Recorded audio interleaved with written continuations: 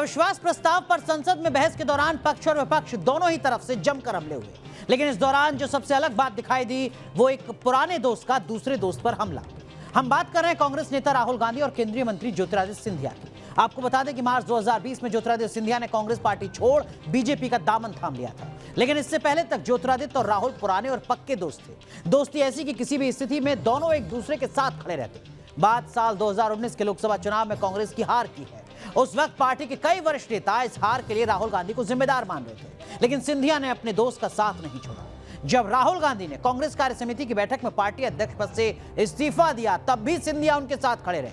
लेकिन साल 2020 में मध्य प्रदेश की सियासत में आया भूचाल इन दोनों की दोस्ती की पुरानी इमारत को जमींदोज कर गया।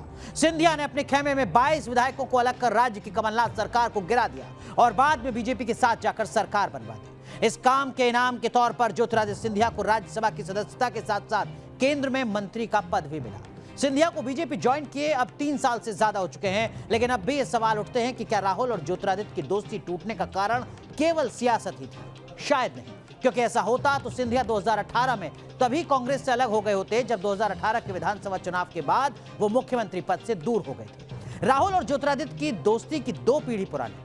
राहुल के पिता राजीव गांधी और ज्योतिरादित्य के पिता माधवराव सिंधिया भी गहरे दोस्त थे। ये दोस्ती ऐसी थी कि अपनी मां इंदिरा गांधी के मना करने के बावजूद राजीव ने माधवराव सिंधिया को अपनी कैबिनेट में मंत्री बनाया था। राजीव ने माधवराव को अपनी सरकार और पार्टी में महत्वपूर्ण जिम्मेदारियां दी। दोनों के पारिवारिक संबंध बन गए। ऐसी ही दोस्ती राजीव गांधी के बेटे राहुल गांधी और माधवराव सिंधिया के बेटे ज्योतिरादित्य की हुई।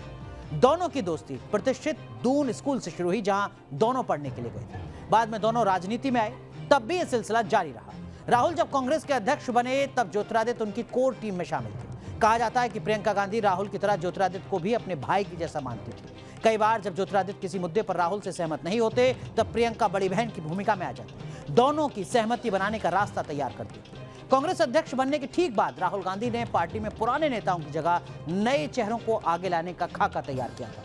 ज्योतिरादित्य उनकी इस यूथ ब्रिगेड का सबसे चमकदार चेहरा था। 2018 के विधानसभा चुनाव में कांग्रेस को राजस्थान, मध्य प्रदेश और छत्तीसगढ़ में जीत मिली, तो नए नेता के चुनाव में ज्योतिरादित्य हर कदम पर राहुल के साथ थे। राहुल चाहकर भी उन्हें मध्य प्रदेश का मुख्यमंत्री नहीं बना सके, लेकिन पार्टी में महत्वपूर्ण जिम्मेदारी देकर ये जताने से नहीं चुके कि सिंधिया उनके विश्वास पात्रों में शामिल है। जानकारों की माने तो दोनों परिवारों के बीच इमोशनल बॉन्डिंग ही शायद राहुल और ज्योतिरादित्य की दोस्ती टूटने का सबसे बड़ा कारण बनी।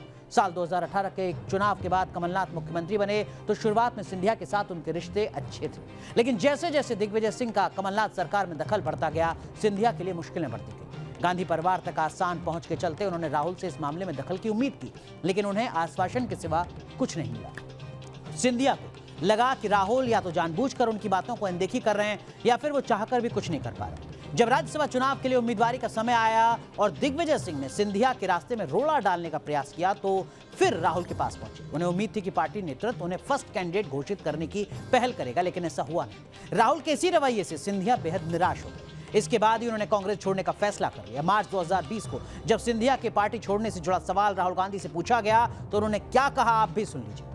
ज्योतिरादित्य सिंधिया जी की विचारधारा में जानता हूं, वो मेरे साथ कॉलेज में थे, बातचीत चली है मेरी, मैं उनको बहुत अच्छी तरह जानता हूं। ज्योतिरादित्य सिंधिया जी को अपने पॉलिटिकल भविष्य का डर लग गया और जो उनकी विचारधारा थी उन्होंने उसको अपनी जेब में रख दिया और आरएसएस के साथ चले गए। बट रियलिटी यह है कि वहां पे ना उनको रिस्पेक्ट मिलेगी और ना उनके दिल के अंदर जो सच्चाई है, जो इमोशन है, वो उसको सेटिस्फैक्शन मिलेगा।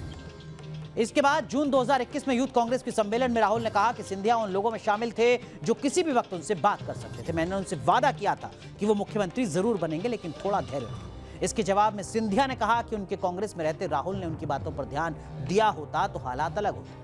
गांधी परिवार को लगता था कि करीबी होने के चलते सिंधिया को पार्टी की हालत समझनी चाहिए। वहीं जानकारों का यह भी मानना है कि इसी करीबी के चलते सिंधिया अपने दोस्त से कुछ ऐसी उम्मीद लगा बैठे जिसे पूरा करना शायद राहुल के लिए असंभव था।